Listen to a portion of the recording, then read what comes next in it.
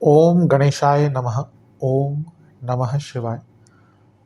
मैं निखिल ज्योतिषाचार्य आप सभी का मेरे चैनल पर पुनः स्वागत करता हूं। आशा करता हूं कि आप सभी स्वस्थ होंगे। महादेव की कृपा आप सभी पर सदैव बनी रहे। ये वीडियो मीन यानी कि पाइसेस के लिए बहुत विशेष है, क्योंकि वीडियो है 8 से 14 सितंबर 2025 के साप्ताहिक राशिफल के बारे में। कैसा रहेगा आने वाला सप्ताह मीन के लिए, पाइसेस के लिए। जो मेरा साप्ताहिक राशिफल होता है वो प्रमुखतः चंद्रमा और उनकी गति पे आधारित होता है। चंद्रमा एक बहुत विशेष ग्रह है। उनकी विशेषताएं तो खैर बहुत हैं, लेकिन जब हम साप्ताहिक राशिफल की बात करते हैं तो पहला तो उनकी तेज़ गति, दूसरा उनका मन का कारक होना, और तीसरा उनकी क्वालिटी की वजह जिस भी भाव में जाते हैं उसको बहुत एक्टिवेट कर देते हैं। इसी कारण से पूरे हफ्ते में जो उनका गोचर होता है वो हमारे व्यक्तित्व पर, हमारे सोचने के तरीके पर, मन पर, मस्तिष्क पर, इमोशंस पर, या कहिए overall day to day activities पर बहुत इम्पैक्ट डालता है। और इसको समझने के लिए ही साप्ताहिक राशिफल बहुत इंपॉर्टेंट होता है। जैसे मैं हर बार कहता हूँ कि इस अंधकारमय जीवन में केवल ज्योतिष ही एकमात्र ऐसी विद्या है जो हमें गाइड कर सकती है। भले ही ये राशिफल सामान्य आधार पर दिए गए हों, लेकिन एक जनरल गाइडेंस के लिए बहुत उपयोगी होते हैं, क्योंकि हर व्यक्ति को रोज़ तो ज्योतिष के पास नहीं जाएगा, तो एक जनरल गाइडेंस के लिए बहु उपयोगी होते हैं। यदि आपकी लग्न राशि या चंद्र राशि मीन है, दोनों ही गाइडेंस के लिए इस राशिफल को देख सकते हैं।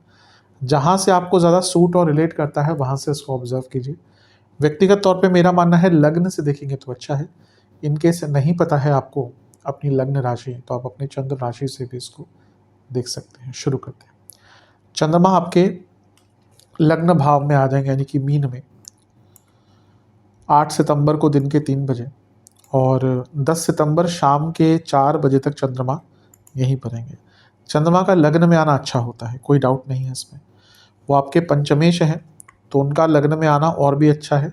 राजयोग बनता है, लक्ष्मी योग बनता है। लक्ष्मी स्थान के स्वामी हैं और लाभ स्थान के स्वामी के साथ बैठे हैं, और उनको धन स्थान के स्वामी मंगल देखते हैं, जो एक और लक्ष्मी स्थान के स्वामी हैं। तो दो लक्ष्मी स्थान के स्वामी चंद्रमा और मंगल का एक दृष्टि योग बन रहा है लग्न भाव में, जहाँ पर मंगल धन स्थान के स्वामी भी हैं और शनि लाभ स्थान के स्वामी हैं। तो ये बहुत शुभ धन का योग है। देखिए, सारे जो धन के स्थान है, धन स्थान, लक्ष्मी स्थान, लाभ स्थान, इनका एक मिलन हो रहा है। तो धन के रूप में हफ्ते का शुरुआती भाग ही आपके लिए बहुत शुभ संकेत दे रहा है। लाभ मिलेगा, धन आएगा, पैसे प्राप्त होंगे। चंद्र मंगल योग भी बना हुआ है, बिजनेस के लिए अच्छा होता है। अनकन्वेंशनल कार्य जो करता है उनके लिए बहुत अच्छा है। और क्योंकि दो त्रिकोण के स्वामी समसप्तक हैं, तो ये भाग्य भी साथ देने वाला योग होता है। बस ये है कि शनि है, तो शनि चंद्रमा विषदोष है। शनि 12वें घर के, थोड़े खर्चे हो सकते हैं। और कभी कभी क्या ना कि व्यक्ति सोचते सोचते, कभी कभी क्या होता है सब ठीक है, लेकिन हम एक चीज़ सोचना शुरू करते हैं, फिर सोचते हैं, उसको बड़ा कर बहुत बड़ा कर देते हैं और परेशान होते हैं। तो यहाँ पे वही चीज़ दिक्कत देगी। और क्योंकि मंगल का प्रभाव है शनि के साथ चंद्रमा पर, तो एग्रेशन बहुत रहेगा। लेकिन अच्छी चीज़ है कि गुरु से केंद्र में है, तो गजकेसरी योग है, तो इससे लाभ भी मिलेगा। अच्छा टाइम है, बस नेगेटिव सोच से, ओवर थिंकिंग से अपने आप को दूर रखना है। नवांश कुंडली बता रही है कि अपने कम्युनिकेशन पर ध्यान दीजिएगा। दशांश कुंडली बता रही है कि कार्यक्षेत्र में अगर जॉब चेंज करने का विचार कर रहे थे तो अच्छा टाइम है। बिजनेस में अवेयरनेस बढ़ाइए, आप बहुत अच्छा कर सकते हैं, लेकिन अवेयरनेस की कमी है। लव लाइफ, आप थोड़ा सा अकेले टाइम बिताइए, कभी कभी अपने आप को भी समय देना चाहिए, वही उसी के लिए है समय। वैवाहिक जीवन, आपको अपने वैवाहिक जीवन को स्ट्रॉन्ग करना पड़ेगा। अभी लगता है बहुत लूप होल्स है, बहुत कमियां हैं। स्टूडेंट्स, आप अपने आप को सुधारने के लिए टाइम दीजिए, लेकिन ये स्टडी वाला नहीं कहूँगा। अपने मेंटल स्टेटस, मेंटल हेल्थ को सुधारिए, कुछ अलग कीजिए स्टडी से हट के, अगर एग्ज़ाम वगैरह नहीं है कोई पास में। सेहत के दृष्टिकोण से बीपी की प्रॉब्लम, नसों की प्रॉब्लम, कफ रोग, पेट के रोग, सर्वाष्टक चौथा घर बली है, ये अपने आप में अंकित कर रहा है कि प्रॉपर्टी लेने के लिए भी अच्छा टाइम है, क्योंकि मंगल का प्रभाव चंद्रमा पर भी है, लग्न पर भी है। लेकिन थोड़ा सा गुस्सा ज़्यादा हो सकता है। 10 सितंबर शाम के 4 आ जाएंगे चंद्रमा धन स्थान में, और 12 सितंबर शाम के 6 तक चंद्रमा यहीं पर रहेंगे। चंद्रमा का धन स्थान में आना बहुत शुभ होता है। आपके पंचमेश है, लक्ष्मी स्थान के स्वामी, धन स्थान में है, ये फिर से लक्ष्मी प्राप्ति। वैसे भी चंद्रमा धन स्थान में आते हैं, मैं हर बार कहता हूँ, उनका गोचर एक्टिवेट करता है तो धन आगमन के योग बन जाते हैं। और यहाँ पे खुद धनेश यानी कि मंगल ही धन स्थान को देख रहे हैं, और वो आपके भाग्येश भी हैं। और जैसा मैं हर बार कहता हूँ, मीन के लिए एक प्रकार के मेरे हिसाब से योग कारक है। तो धन बढ़ेगा, भाग्य का साथ मिलेगा, वाणी संबंधित कार्य करते हैं, लाभ होगा, करियर में आगे बढ़ पाएंगे, बिजनेस में बहुत लाभ होगा, अच्छी सोच, कुछ नया सीख पाएंगे, धार्मिक चीज़ों में कुछ योगदान कर पाएंगे, और आपकी क्रिएटिविटी भी बहुत रहेगी। बस ये है कि मंगल का प्रभाव है, और ये राशि मंगल की ही है, और मंगल अग्नि तत्व है, जहाँ बैठे हैं चंद्रमा वो भी अग्नि तत्व की राशि है, केतु की दृष्टि है वो भी अग्नि तत्व है। तो वाणी में ना बहुत बहुत तीक्ष्णता, बहुत तीखापन आ जाएगा। व्यंगात्मकता, मंगल का एक तत्व व्यंगात्मकता भी होता है, व्यंगात्मकता। मंगल, जिनका मंगल बहुत स्ट्रांग होता है ना, बहुत अच्छे अच्छे सरकाज़्म मारते हैं। हाँ, कभी कभी सामने वाला व्यक्ति ना ले पाए, लेकिन सरकास्टिक कमेंट्स बहुत मारते हैं जिनका मंगल बहुत स्ट्रांग होता है। तो यहाँ पे ना सरकास्टिक कमेंट से बचना है आपको, व्यंगात्मक कमेंट्स नहीं करना, और पुरानी बातों से बचिएगा। कोई वाद विवाद वाला टॉपिक हो ना, उससे हट जाइएगा। नवांश कुंडली बता रही है कि डिटर्मिनेशन बहुत रहेगा। दशांश कुंडली, कार्य क्षेत्र में वाणी पर कंट्रोल, बिजनेस कॉन्फिडेंस आएगा कि कुछ कर सकते हैं। लव लाइफ थोड़ा शांत रहिए, मतलब कि जितना कम बोलेंगे उतना अच्छा है। वैवाहिक जीवन, एक्सेप्टेंस बहुत इंपॉर्टेंट होता है किसी भी रिलेशनशिप में। यहाँ पे एक्सेप्टेंस अगर ले आएंगे ना कि हाँ ये ऐसी ही है, बहुत अच्छा रहेगा। कभी कभी मैरिड लाइफ में, कभी कभी नहीं, ये तो 100% है आज के टाइम में, अगर आप एक्सेप्टिंग नेचर के नहीं है तो शादी मत कीजिए, बहुत सत्यता है। अगर आपका नेचर एक्सेप्टिंग नहीं है, मत कीजिए शादी।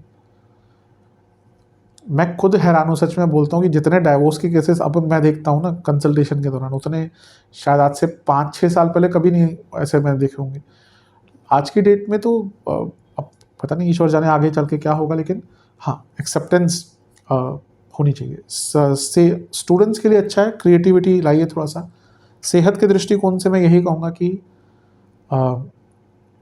आपको अपने डाइजेशन पर ध्यान देना है, और कफ रोग बहुत रहेंगे, दांतों के रोग तंग करेंगे। सर्वाष्टक में आपका चौथा घर अत्यंत बली है। प्रॉपर्टी लेने के लिए ये टाइम भी अच्छा है, प्रॉपर्टी संबंधित कुछ कार्य अपूर्ण रहते हैं उनके लिए अच्छा टाइम है। 12 सितंबर शाम के 6 चंद्रमा आ जाएंगे तीसरे घर में यानी कि वृषभ में, और सप्ताह के अंत तक यहीं पर रहेंगे। 13 सितंबर को मंगल का गोचर भी हो जाएगा, क्योंकि इनकी 8वीं दृष्टि चंद्रमा पर है, तो उनका भी हम आंकलन यहाँ पे करेंगे। क्योंकि 12 को चंद्रमा आएंगे, 13 को मंगल आ जाएंगे, तो 2 दिन मंगल का प्रभाव चंद्रमा पर है। यूजुअली मैं नहीं दिखाता अगर नहीं है प्रभाव तो, लेकिन यहाँ पे सीधा इम्पैक्ट है। तीसरे घर के चंद्रमा है, बहुत अच्छा रिजल्ट है। उच्च के हैं, तीसरे घर में है, उपचय भाव है, गति मिलेगी। जो काम रुक रहे थे, एकदम जीवन बंद सा गया था, वो कार्य पूर्ण होंगे। मंगल की दृष्टि है जो आपके धनेश भी हैं, लक्ष्मी स्थान के स्वामी भी हैं, अष्टम में है, तो अचानक धन प्राप्ति के योग, अचानक नए आइडियाज, अचानक से जो कार्य पूर्ण नहीं हो रहे थे ना, उनको पूर्ण करने के नए रास्ते प्राप्त होंगे। बहुत अच्छा समय है। मंगल क्योंकि अष्टम में है तो नई खोज, नई सोच। मंगल क्योंकि भाग्य स्थान के स्वामी, तो भाग्य का साथ धार्मिक कार्य, धार्मिक अब श्राद्ध चल रहे होंगे तो उसमें अनुष्ठान आदि तो नहीं होते, लेकिन धर्म के लिए कुछ डोनेट करना चाहते हैं, बहुत अच्छा टाइम है। और चंद्रमा उच्च के हैं, धनस्थान के स्वामी की दृष्टि है, यानी कि पैसा कमाने के नए सोर्सेस। बस एक ही चीज़ है कि शनि की दृष्टि है, शनि वक्री है, तो ये विषदोष क्रिएट होता ही है।